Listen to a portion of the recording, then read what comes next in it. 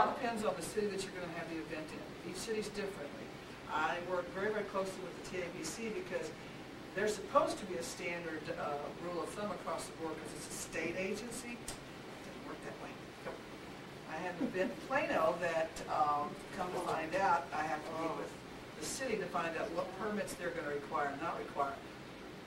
The city of Dallas has just recently decided they're going to do a fence permit. Well, Plano's always had a fence permit based on the size and the height of your fence. The TABC, you've got a mixed beverage and you've got a beer and wine permit. It all depends on whether the city or the state or the county has voted one way or the other. For example, with Plano, you can't take out a beer and wine permit. You can only take out a mixed beverage permit, even if you're only going to sell beer and wine. So that dictates how you set up your perimeter, because with beer and wine, you don't have to have a secure perimeter, but with mixed beverages, you do. So it's a catch-22 in a whole lot of it. You really have to work through these things. The health permit's another thing. Health permits nowadays in the county of Dallas County are $190 for a small food vendor. That's a lot of money for a food vendor to put out and then expect to make any money. So what my company does, and we've been very fortunate to have a good reputation, we're allowed to do what's called an umbrella permit. So we file for all the food vendors, and we have one umbrella permit, and each one works underneath that, and I prorate the cost. But your city event department will tell you what permits. If you go to City of Dallas, for example, you don't have to have a special event permit for Fair Park or any city-owned property. Once you're on the street or anywhere else, you have to file for a special event permit 45 days minimum prior to your event.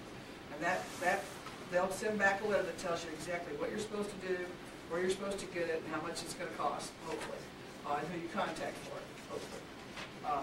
So you just have to do your due diligence and go find out. And then generally it comes from the city offices. Are you interested in talking about Plano for a second? Are any of you considering doing events in Plano? Any city for that matter. If it is indoor or outdoor, if you're doing it in public parks, how do you find out what permits you need? For example, we were trying to do this Gandhi Walk. We went to the city of Irving. And first thing, they had so many compliance issues. We couldn't put a tent. We couldn't even put a tent in the public park space. So once we go and approach the venue, that's one of the ways to find out what are the other permits you need. So the next matter can be, it doesn't matter if you're a nonprofit or business or whatever, you still have to go through The permitting process. Right. And are those based upon the size and amount of people, on the pricing of those permits, or are they a flat fee? There's no, they're flat fees, but they won't give you a logical reason for why that fee is that much. That's just the fee. For example, at Rockwall, you can't put a food vendor, you have to put all food vendors 20 feet away from other vendors. So I guess the food vendors can burn each other up as long as their arts and crafts don't get affected by it. I mean, there's no rhyme or it's like, okay, why this and not that? I mean, to come up with a logical, I have been battling this for years, and when they raised the price to $190, I went to city council and I said, can someone tell me why all of a sudden little food vendors are paying $109, and it went all the way from city management over to assistant manager and back around again. It ended up in the Office of Special Events, and I got this long diatribe about why the prices were raised, and I just replied saying, well, it won't give any more food vendors, but you know, thanks for the explanation. It's all politics. How do you handle it though? You have food as a basic element of the Irish. Oh, there you're covered. I have worked hard enough. I played by all the rules. I crossed my T's and dotted my I's, and they have a faith in my ability to follow the rules. And they've come out and they've monitored me enough times as a company that they know that if I do this, I'm going to do it right. And so they're so overburdened by just not enough people working in their organizations as it is that if they can go do somebody else's problem instead of mine, then that tends to be it. I mean, I'm very fortunate, like I say. I play by all the rules. I meet with the TABC before every single event I do. They know me very well. I mean, I don't take any chances. I go and I meet with the institution, the organization that requires a permit, say, okay, I want to do this. Now tell me if I can, and if I can't, tell me why, and if I can, tell me what else I've got to do. I mean, this planning thing is a lot more than people understand once you start getting into the business of it, because it takes weeks and weeks to process all these permits What sometimes. about when you did it for the India Fair and you had food there? Did you have to have permits there Oh, as yeah, well? absolutely. Health department, what we do is a week ahead of time, we invite all the vendors who are selling food. They have to go through a training, they have to sit through a class like this, for 2 hours of class, get a permit, right? They're gonna give the permit right And there. this is by the city? By The the city city. organized, so Grand they Parade. have to attend it by the city? Yeah. Okay. So we It's your organize all that. option, we don't hold those classes anymore, but that's an event, and it's a very good idea because so many food vendors don't understand it. Right. And you can say, don't use sterno until you're blue in the face and somebody will show up with sterno. You cannot use sterno to heat food at a public event. Period. It's got to be electrical heat. What is your experience on friendly cities for events and unfriendly cities? What is your experience that is a good city? I mean, for example, is Addison a friendly city for these type of things? Or is Dallas more friendly? Who is and who is not? They all have their problems. All of them. Do not do food in Plano. It's set up against any organization that's not a Plano restaurant. They are It's very- easy for a Plano restaurant, but no other organization will be permitted. And you don't know that because you're sent from one office to another, to another, to another. My 2 cents, my experience, let me share my experience. Bureaucracy, red tapeism, okay, it's all depends on the human being at the other side, okay. If he or she wants to make your life easier, she'll find a way to make It's it all easier. subjective.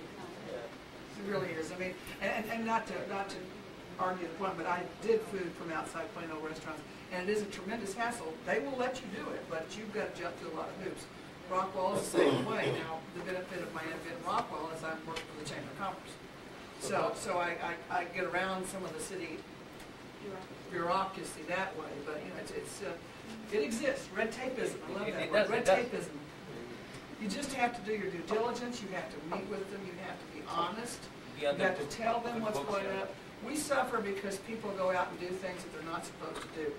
The city of Dallas has now started, you have to put in your stage size. I've done an event for 15 years called Chili Pepper Ramen. It's been the same stage size for 15 years. And I told Grant, the guy down there, I said, why are you asking me now after this many years what size my stage is? Well, they had some people on Greenville Avenue, and they came in, they put a permit together, and they said, oh, it's just going to be a small stage, and we're just going to have local entertainment on it. They go out there, turns out it's Erykah Badu, and the stage is a 40 by 50 with a lift top. Hello, so, you know, you got to, this is kind of going around in circles, but you've got to do what you say you're going to do so that they understand they can trust you with this stuff. And we pay the price of people that don't follow the rules. Without fail, we're having to now pay fees and pay permits because somebody didn't do what they're supposed to do. And that's bottom line, you know, and now that used to be the tent permits were carried through the building inspection, which actually made no sense to me whatsoever. Why I would go all the way over to Jefferson Boulevard to get a tent permit at a city department that doesn't work on the weekends, and all my events were on weekends. So, okay, so I could set my tent up Saturday morning, take down Saturday night, and they never know what happened. But I didn't do that, you know. I said, okay, why is it? They finally moved it over to the fire department, which makes a little bit more sense, but still.